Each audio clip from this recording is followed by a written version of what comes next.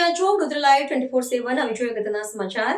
વડોદરાના માંજરપુર પોલીસ સ્ટેશનની અનોખી પહેલ 6 વર્ષથી જરૂરિયાતમંદ બાળકનો અપાય છે નિઃશુલ્ક શિક્ષણ। વડોદરા શહેરનું માંજરપુર પોલીસ સ્ટેશન એ બીજા તમામ પોલીસ સ્ટેશન કરતાં કંઈક અલગ તરી આવે છે। 6 વર્ષ પહેલા એસીપી કુંપાવતની પ્રેરણા અને માર્ગદર્શનથી સેવા સંસ્થા દ્વારા પોલીસ સ્ટેશન વિસ્તારના આજુબાજુમાં વસતા જરૂરિયાતમંદ બાળકોને નિઃશુલ્ક શિક્ષણ આપવાની શરૂઆત થઈ જે અત્યારે પણ શરૂ છે।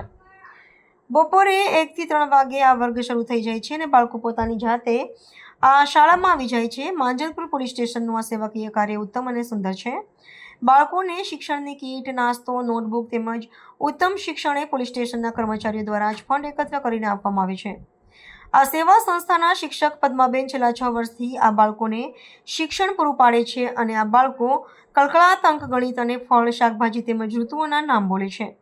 ત્યારે જુઓ માંજરપુર પોલીસ સ્ટેશનથી સહયોગી ધ્રુવ પટેલ સાથે નિલેશ વસઈકરનો એક્સક્લુઝિવ અહેવાલ। નમસ્કાર દર્શક મિત્રો, આ વાત છે વડોદરાના માંજરપુર પોલીસ સ્ટેશનની। પોલીસ સ્ટેશનની વાત જ્યારે આવે છે ત્યારે અરજદારો હોય છે કે ફરિયાદી હોય છે એ પોલીસ સ્ટેશનમાં આવતા માટે ગભરાતા હોય છે, પરંતુ એક માંજલપુર પોલીસ સ્ટેશનનું એક વિશેષ કાર્ય કરવાની વાત આવે ત્યારે આપ જો આ સેવા સંસ્થા છે એ સેવા સંસ્થા દ્વારા જે આ બાળકો છે એ બાળકોને અહીંયા નિઃશુલ્ક શિક્ષણ પણ અહીંયા આપવામાં આવે છે। એટલે એક વાત કરીએ કે જે માંજલપુર પોલીસ સ્ટેશન છે એ પોતાની ફરજના ભાગરૂપે એક ઉત્તમ અહીંયા સેવાકીય અહીંયા પ્રવૃત્તિ પણ ચલાવી રહ્યા છે। આપણે પદ્માબેન છે, પદ્માબેન સાથે જ વાત કરીશું। પદ્માબેન, આ વિચાર કેવી રીતના આવ્યો, ક્યારથી શરૂઆત થઈ અને તમને કેવો અનુભવ રહ્યો?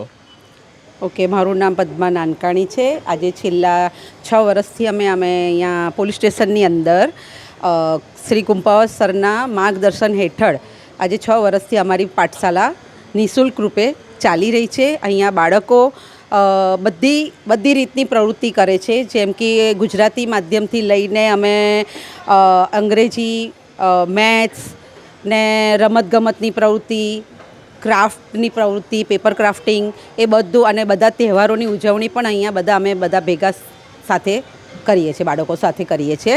અને બાળકો અહીંયા અમારો આમ રોજનો ટાઈમ 1 થી 3નો છે, પણ બાળકોને અહીંયા એટલા બધા સેટ થઈ ગયા છે। ભલે પોલીસ સ્ટેશન છે પણ પોલીસ સ્ટેશનમાં ડર્યા વગર ખૂબ જ આનંદથી અમારા કરતાં પણ પહેલાં આવીને અહીંયા ગોઠવાઈ જાય છે અને અમને પૂરેપૂરો સપોર્ટ પોલીસ દ્વારા બધાનો છે। અહીંયા જેટલા અત્યારે કુંપાવત સર હવે એમની ટ્રાન્સફર થઈ ગઈ છે, છતાં પણ અહીંયા અમને કહીને જ ગયા છે કે કોઈ પણ સાહેબ આવશે મારા પછી પણ આપણી આ પાઠશાલા ચાલતી જ રહેશે।